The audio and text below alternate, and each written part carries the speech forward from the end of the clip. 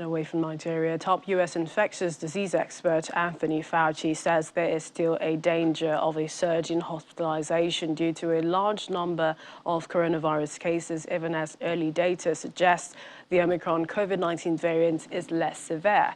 The variant was estimated to be 58.6% of the coronavirus variants circulating in the United States as of December the 25th, according to data from the U.S. Centers for Disease Control and Prevention.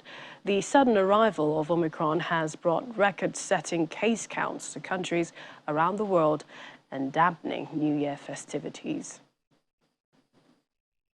And the virus does seem to have a lower intrinsic pathogenicity to it. We're hoping that's the case. But having said that, George, I want to say one thing. We've got to be careful about that, because even if you have a less of a percentage of severity, when you have multifold more people getting infected, the net amount is you're still going to get a lot of people that are going to be needing hospitalization.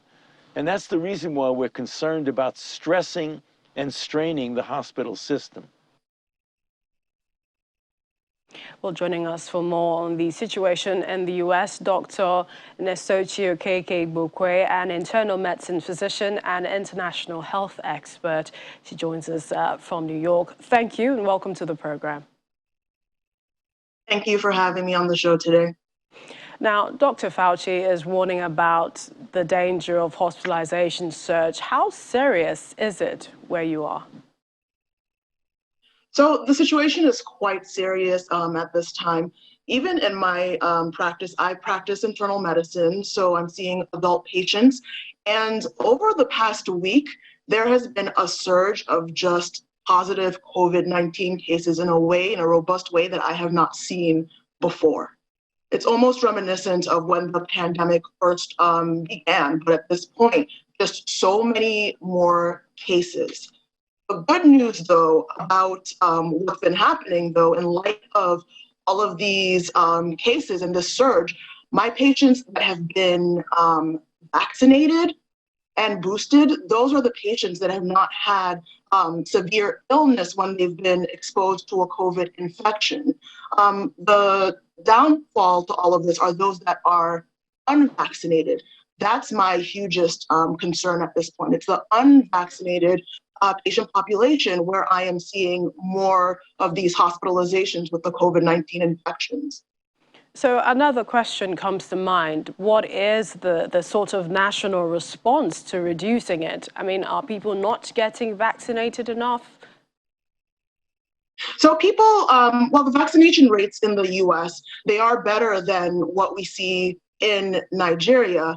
I think the main thing at this point, we saw more of the surge over the holiday season. More people are getting together more frequently over the holidays. You had maybe a mix of those that were vaccinated, unvaccinated in the mix of things.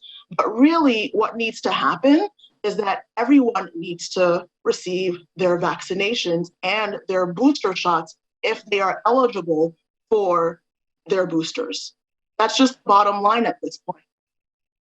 So it's also said that early data suggests the Omicron variant is perhaps less severe in terms of, less severe in how it presents or how it attacks the human being. But looking at the presentation, the symptoms, what's been your experience as a health worker, Omicron from the Delta or even the Alpha?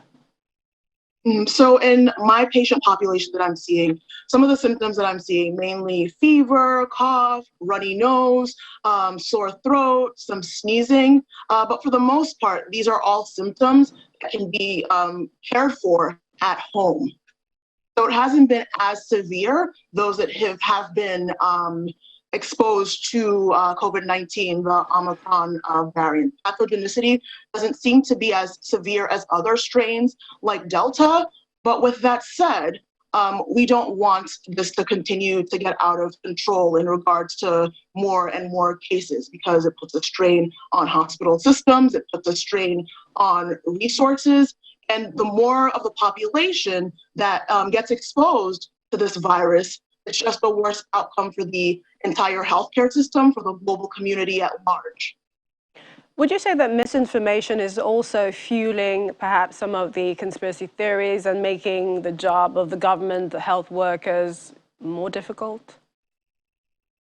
Absolutely. And I think this is something that I saw a lot of in Nigeria. I was actually recently there just 2 weeks ago or so, Nigeria in December, and there were so many people that I came in contact with that just did not have belief that COVID-19 was an infection that actually impacts Nigerians. So many people that I would speak to about it, I went on different interviews, I spoke to different people just in the community, and over, I would hear, oh, it's just something to be worried about in the US, in the Western world, in Europe, which is not the case. There's concern for COVID-19 infections in Nigeria. It does exist in Nigeria, it does occur in Nigeria, and it does impact the population and the community in Nigeria. And my main concern for the Nigerian people is just the sheer rate of low vaccination in the country. And as long as the vaccination rates are that low in Nigeria, it gives the virus ample opportunity to continue to spread in the community, find more and more hosts, to mutate more, and potentially cause more variants to emerge moving forward. That's the major concern that I see in regards to the COVID-19 pandemic in Nigeria at this point. So I think a lot of work for all of the stakeholders involved here. Exactly, precisely. Thanks a lot. Dr. Nasochi Okeke-Bokwe is an internal medicine physician, international health expert. Thank you for joining us. Thank you for having me, and Happy New Year to you once again. To you as well.